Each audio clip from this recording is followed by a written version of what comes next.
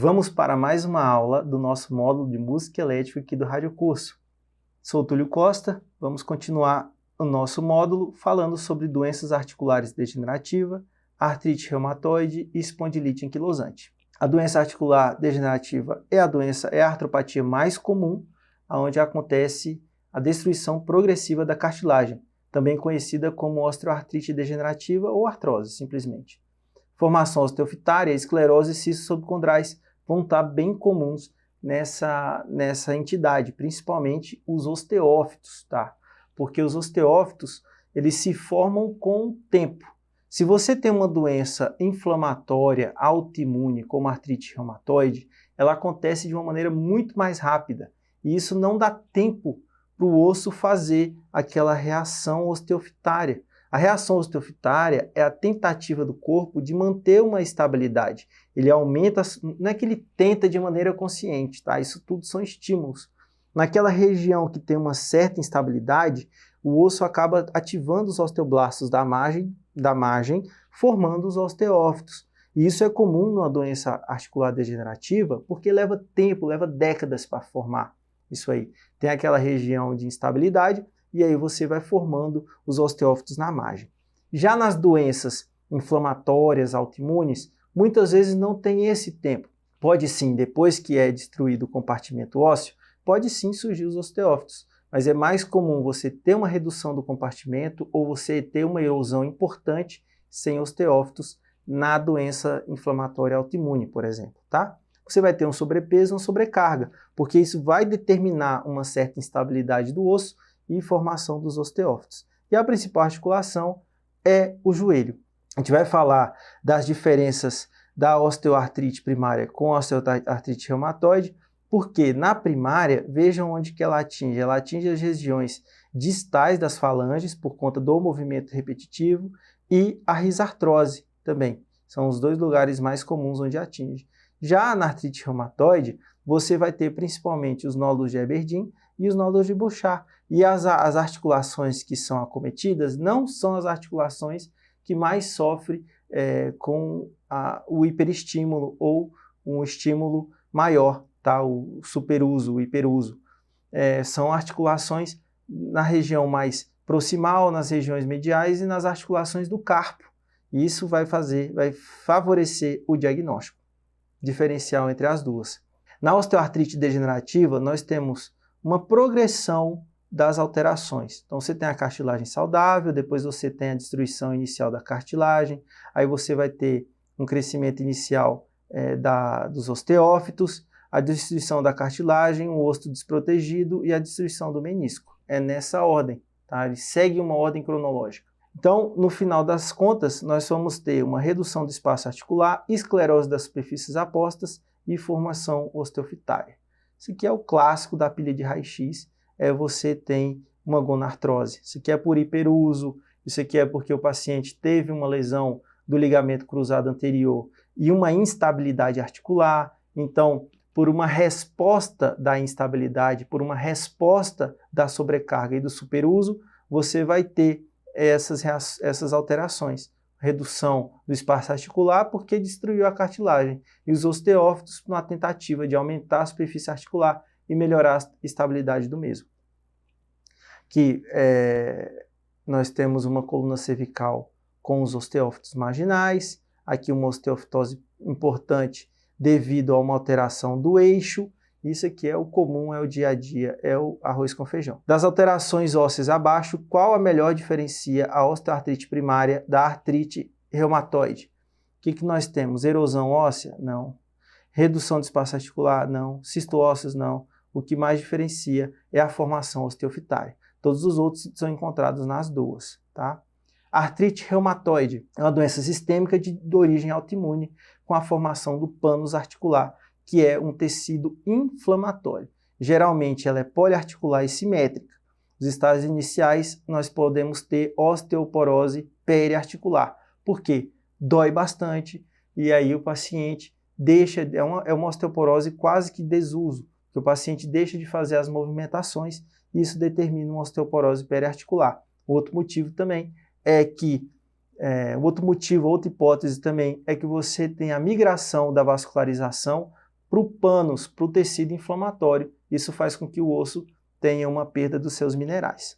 Nos estágios avançados, pode confundir com osteoartrite primária. Aqui você vai ter a cartilagem, aqui você vai ter a sinóvia, e aí a inflamação acontece exatamente dessa maneira. Tá? É uma alteração mais do pânus inflamatório marginal, acontecendo erosões marginais, acontecendo uma hipertrofia sinovial, e aí você tem também uma redução do espaço articular e líquido articular. Muitas das vezes, na maneira inicial da doença, você tem essas alterações, e depois se torna algo mais crônico, uma esclerose das superfícies apostas, deformidades articulares, é bem dramático.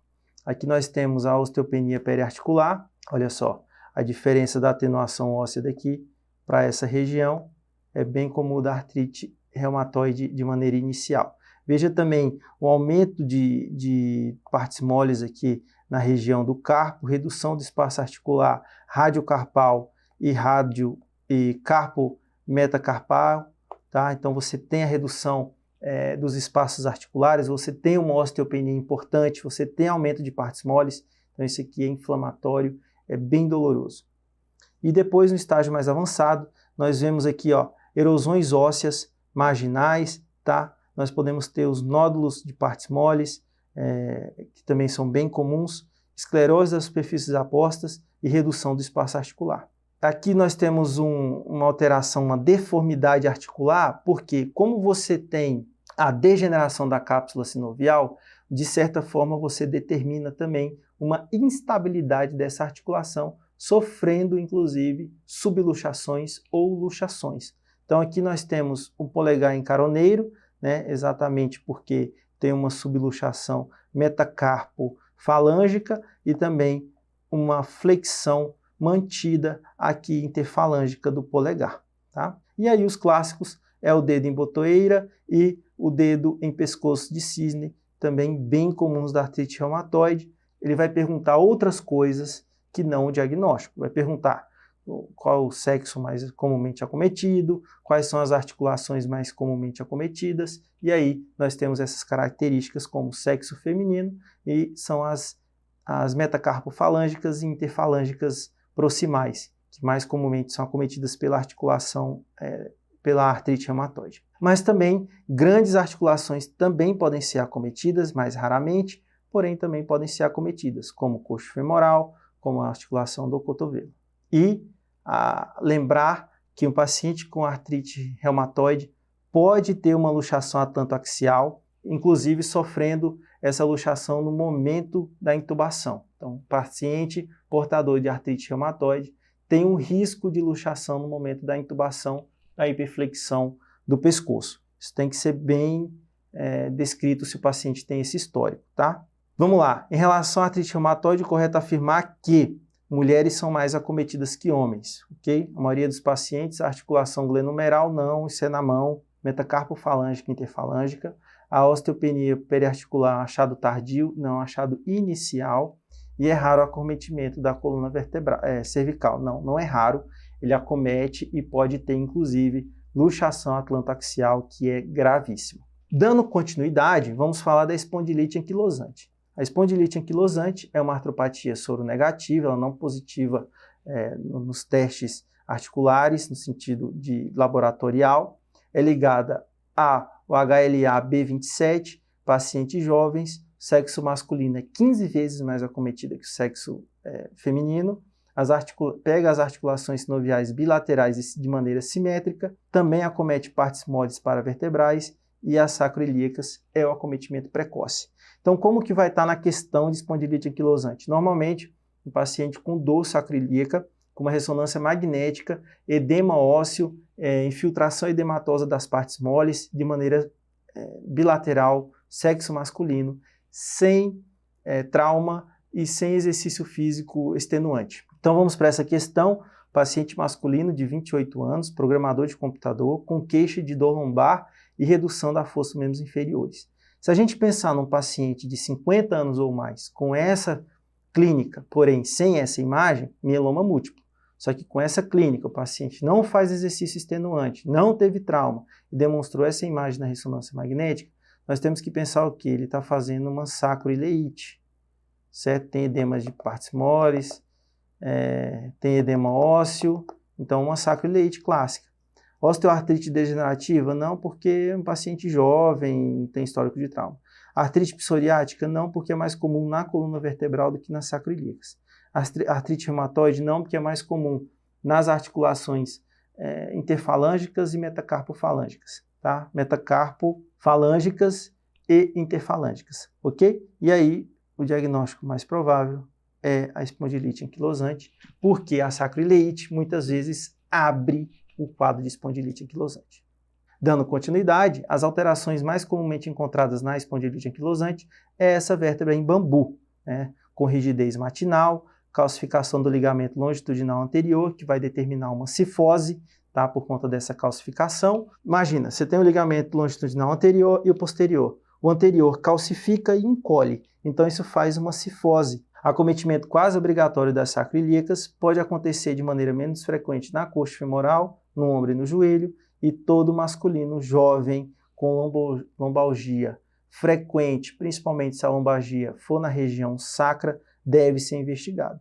Luxações e lesões da medula são comuns, porque calcifica, a calcificação pode fraturar, e isso determinar uma instabilidade, e aí vai ter luxação e lesões da medula. Na radiografia em perfil da coluna lombar, demonstrando a osteopenia, perda da concavidade anterior das vértebras, bem como formação de sindesmófitos. Isso é bem comum no diagnóstico de espondilite anquilosante. E para a gente lembrar, as regiões preferenciais de cada artropatia, a osteopatia primária vai ter risartrose, interfalângicas distais, enquanto que na artrite reumatoide você vai ter os nódulos de Erberdin, nódulos de Bouchard, redução do espaço articular antecede a destruição óssea na osteoartrite primária. Na artrite reumatoide, causa destruição óssea antes de reduzir o espaço articular, que é o contrário das duas.